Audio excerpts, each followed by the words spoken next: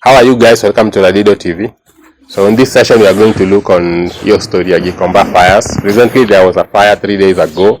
Now getting back on the report yenye ilikuwa imetoka kitambo is that the fires began in the market in the year 2015, the year 2018, the year 2020, the year 2021, the year 2022, the year 2024 and recently the year 2025, whereby kumekuwa na cases kama 3 za Gikomba Fires.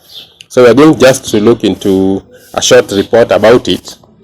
Alafu we discuss further about your story because there are some questions that we need to ask. Kwa nini hizo fires ni recurrent? Na kwa nini Gikomba hizo vitu huwa zina happen regularly? Ni nini huwa ina cause hizo moto and what is the intention of the person mwenye ana cause hizo moto? So just a short report.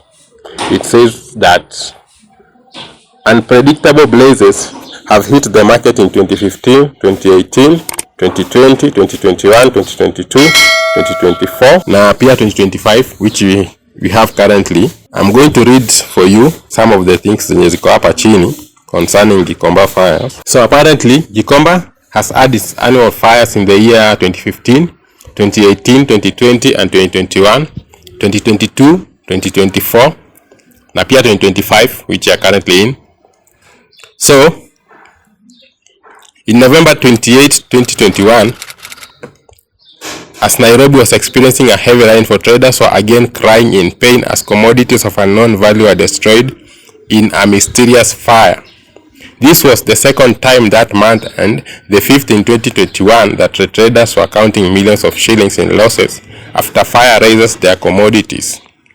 In February 2021, a mysterious fire visited the open-air market and another one in August.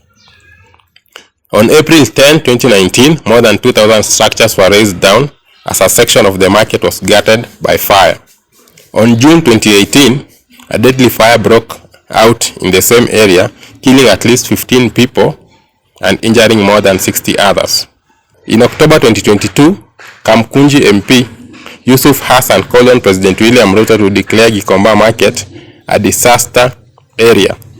This was after a fire razed part of the market, destroying property worth millions. So, from that report yenye nimekusomea hapo, you can see the times yenye moto imekuwa ikichomeka hapo Gikomba. So, hiyo kitu sio coincidence. There might be something which goes on every year yenye ina benefit someone which you don't know. Or there might be some other reason which causes that fire to happen. Because every year, traders come out, they complain about the situation in the market, how their equipment, how their commodities were burned, their bales, their stocks.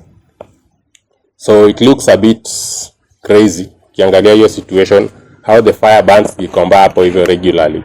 Now, from it, what we found out is that this thing ilianza kitambo. From the year 2015 up to now, if we have a very responsible government, your story inafaa kuwa imeshakuwa sorted out. They need to know who starts those fire, how they are started, where they are started, na wanafaa kuwa wamesha fix your story, because we cannot be having the same conversation every now and then. Kwani hakuna any other thing the government can think about, because but according to my thinking and my opinion, these things, there is someone who always starts this fire because maybe they are benefiting from it. You might not know, but it looks like it. These people wanakuwa cartel. You cannot even know, but someone looks at this situation like that, because every time those guys vitu zao zimechomeka, they need to go back to the bank, wanachukua loan, then they go back to buy these things. So the more those things zinachomwa hapo, those guys watarudi back kwa bank, wanachukua loan, alafu wanachukua another stock, wanaendelea. Once they have established, then another fire inakosiwa hapo, they go back to the bank. So inakuwa ni kama dependency relationship na mtu mwenye anawapea loan, because hiyo loan lazima ikuwe inarudi na interest. So you as the person who is listening to me, you can give me your comment hapo. But before we continue further, I want you to listen to another report, alafu tuendelee. This tragedy comes barely 2 months after another inferno swept through the market on April 1st, 2025. Flames engulfed the Kwambao section near the fire station, gutting the entire area and part of the adjacent bus terminal. This was the second fire in that area within a month, following a similar incident on March 1st, 2025. The cause is still unknown. In December 2024, another fire razed a section of the market, resulting in the death of a trader and significant property loss. Despite the nearly monthly fires in Gikomba, the government is yet to offer a substantive, lasting solution. So from that report yenye umesikiza hapo yenye ilikuwa aired by Citizen TV 2 days ago, hiyo ni a recent happening. Unaona the way those traders pia wanaongea. I'm going to put you a clip kidogo usikie. Watu kama 10 wako kwa hospitali ndio ya pressure. Mtu wako na watoto. Hii viatu mingi watu tunachukua on loan. Unaenda unachukua loan ama unaenda kwa mwenye store anakupatia viatu uuze ndio ulipe pesa. Tunasido hata kama tuko na serikali yetu, kama sisi wafanyikazi wa Gikomba wanatufikiriaga aje, sababu wanasikianga mambo ya hii moto kila wakati. Tunaomba kama wafanyikazi wa Gikomba, serikali tujengee soko na watuwekee ulinzi, na wakati kama huu tumeisiwa na hatuna la kufanya, wajaribu atupe usaidizi. Mimi nimeruhusi kama 1200 na ni za deni kwanza nimepewa na comeback. Na sina pesa hata ya kulipa. Hata kutoka kesho sijui niende kazi wapi. Mimi nasikia tu maisha ni kama imefika mwisho, sababu to be sincere, mwenye pesa lazima akuje aitishe pesa yake. Nitamtolea wapi na imeenda na moto? Gharama yangu nimepotelewa na karibu 150,000 zile bill ambazo ni mpya. Kwa hivyo kulikuwa na pia zile bill ambazo nimefungua nzee zimechomekea zote hapa kwa store. So apparently those guys they make losses every year.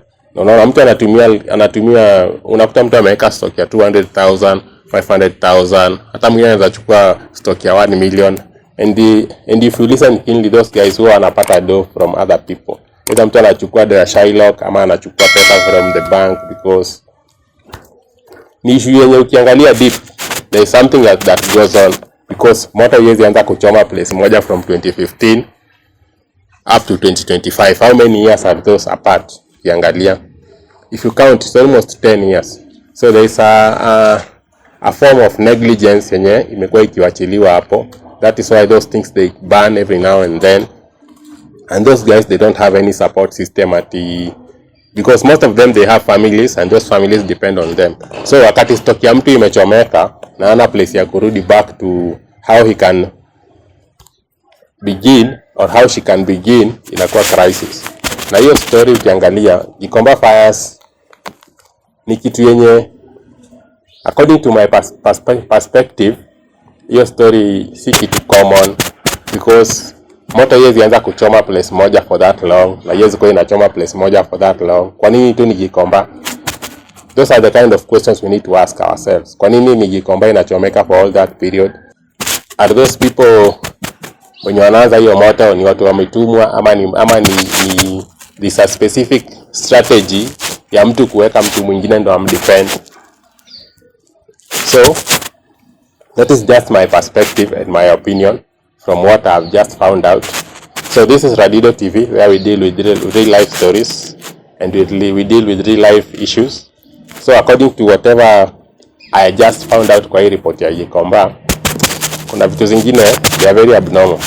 But whatever is there, we need to discuss, we need to find out a solution to it, because we don't know kama bado next year that person is planning to do it, or whoever is starts these fires atakuja tena aeke. But as soon as you find the solution to it, the better.